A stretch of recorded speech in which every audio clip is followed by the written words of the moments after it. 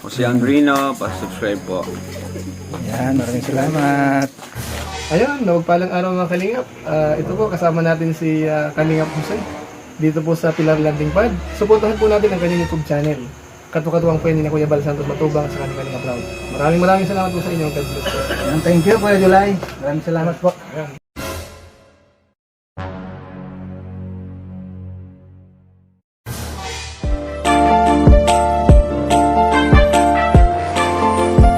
Siya ang makakasama nyo at magiging katuwang aalali sa mga nangangailangan. Jose Andrino, ang kalingap ko na laging nandito. What's up mga kalingap? Isang mapagpalang araw sa ating lahat. Andito na naman tayo sa barangay na ito. At andito yung ating yung beneficiary na si Ara. Kung yung matatandaan yung mga kalingap yung nanay nila na inilibing ng plastic diretso sa plastic na inilibing. Yun ang ating ipinunta ngayon na isang beneficiary na ang pakay lang natin ay makaahon sa hirap.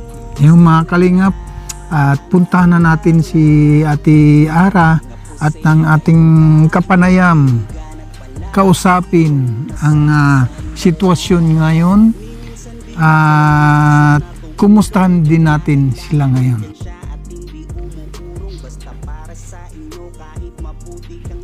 Ano kayong nangyayari dito mga kalingap? Bakit yung bahay nila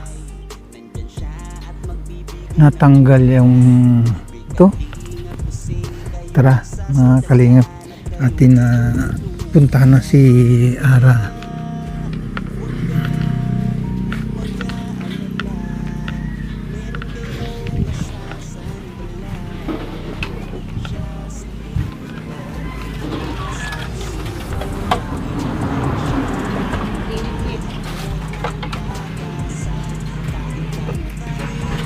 Nagliligpit si Ate Ara.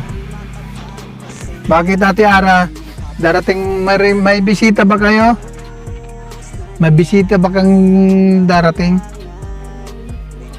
Ay wala naman. Ay may piyesta ngayon? Ay nitong January. 21, 22.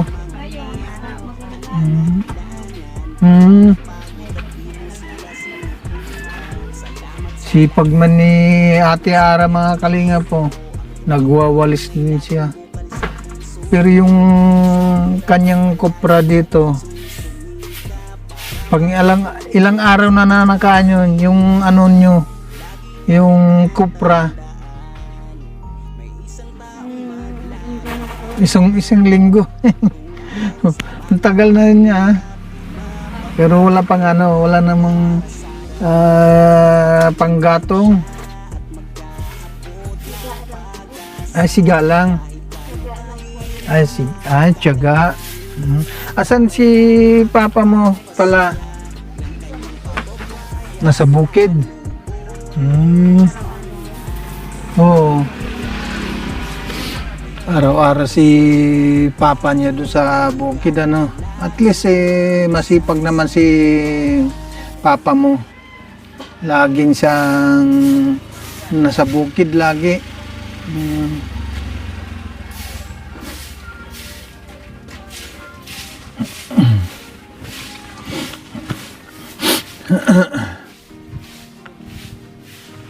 Ito yung bahay po mga kalingap nila ni Ate Ara na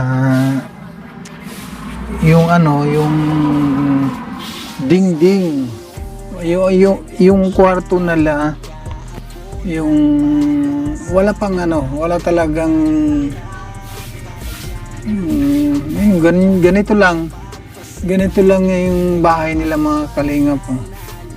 Yung bahay nila yung wala pang dingding, pati nila rin yung kwarto nga nila Yung ano lang,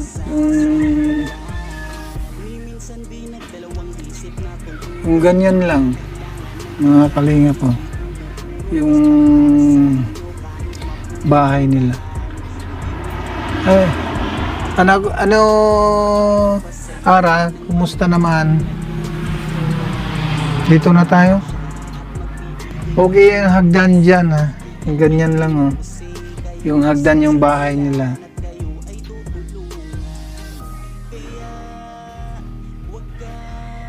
Kumusta naman, Ara? Ate Ara, kumusta naman, ha? Ha? Kumusta naman ano yung buhay dito sa inyo? Ilang buwan din ako hindi nakabalik dito. No. Mga ilang buwan din ako magmula nung nagdala ako dito ng grocery at saka bigas.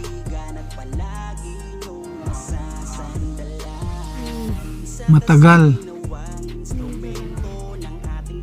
Bakit hindi ka na nag-aral? Ay, nag-aral. Ay, sa bagay, Sabado nga pala ngayon, ano? Wala kayong pasok. Kumusta naman pag-aaral mo?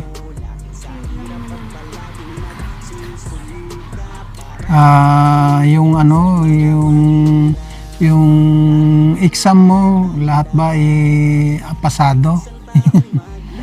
High score. High score ba? Wow, talaga naman. Yung si papa mo, anong oras bumabalik dito? Mga 6 ng hapon or 7.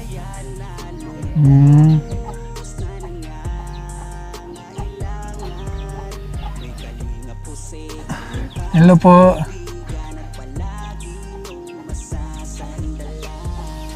Kumusta naman Ate Ara nung naka-recover na ba sa kay ng no? Yan yung pang ano lang ninyo muna yan, pang